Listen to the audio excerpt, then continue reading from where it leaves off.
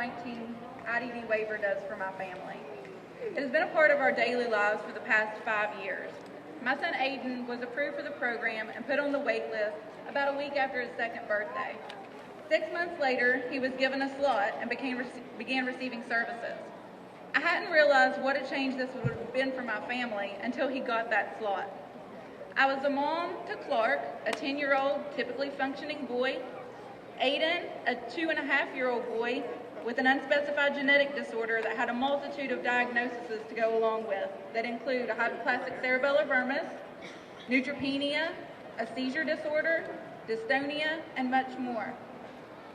And I was pregnant with a little girl who at the time was presenting to be a healthy growing baby inside of me. I was a mom who hadn't been back to work full-time since Aiden was born. I was able to continue working as a traditional guardsman for the Air National Guard with help from my family. This job provided my family with health insurance, which covered everything for Aiden from day one, and was the only break that I got in my life at that point. To work full-time or even part-time was nearly impossible. At one point, Aiden was having close to 1,000 seizures a day.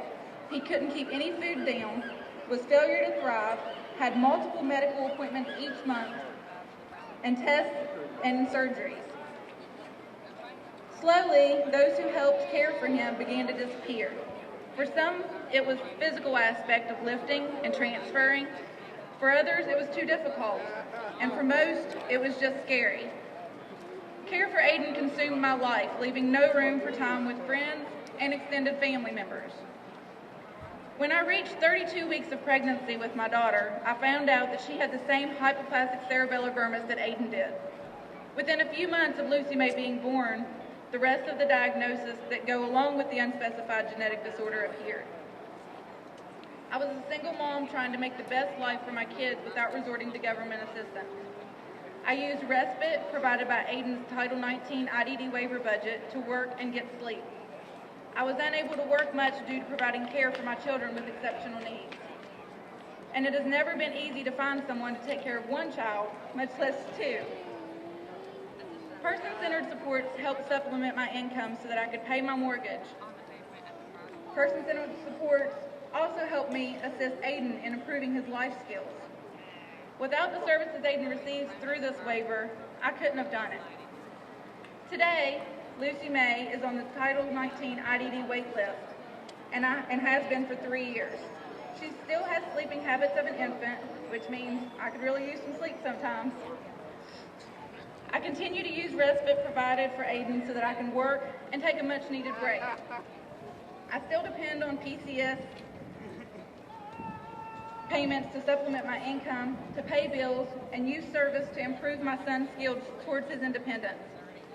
I am still a traditional guardsman in the Air National Guard, not just for myself and my state and my country, but to provide primary insurance for my family.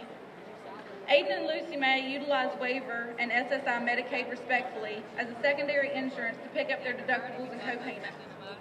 My children both require constant care, 100% assistance to transfer them from their wheelchairs to their standers, feeding chairs, to walkers.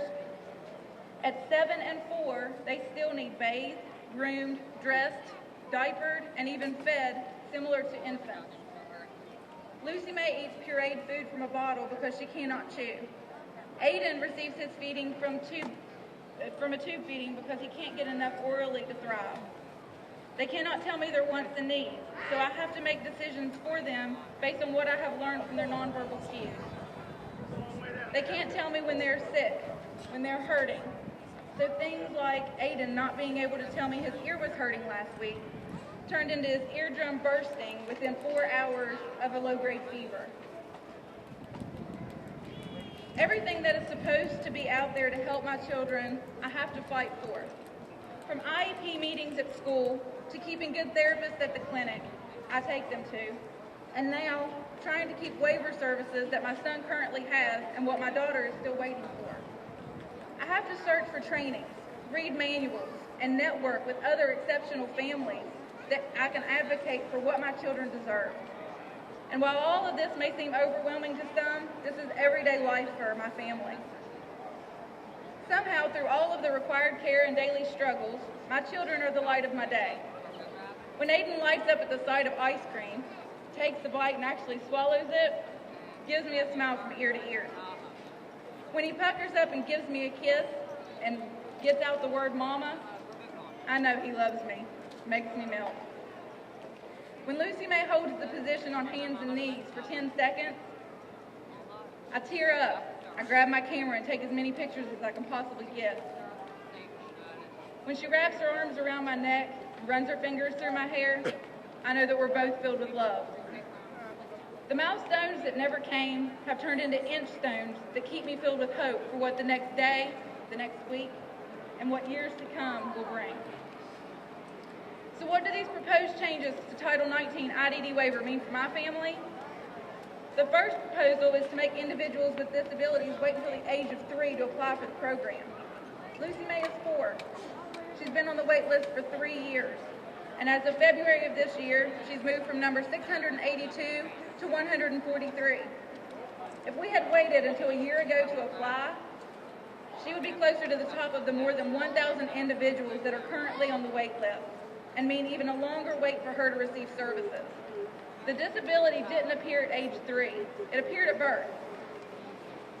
Reducing person-centered supports, which supplements my income, will cause me to have to work more to pay my mortgage, to put food on my table, to pay for the vehicle that I have to transport my kids and their wheelchairs. If I have to work more, then I need more respite. But they're cutting respite too, from an average of 4 hours a day to 2, and I won't be able to use respite and person-centered supports in the same day, meaning an even greater cut in person-centered support payments.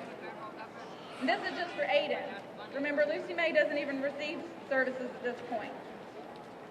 But I certainly don't want more than 4,000 Title XIX IDD waiver recipients to have their benefits, which they need and deserve, to be stripped away to allow her a slot which won't provide her with what she truly needs and deserves as well. So let me break it down a little bit further for everyone. If I can't use person-centered supports and respite in the same day, along with the proposed cuts, this will result in an 84% cut in services and payments for my family, which means I'm going to have to work full-time to barely scrape by, which means I no longer have time to work with Aiden on his life skills. How am I going to be able to work?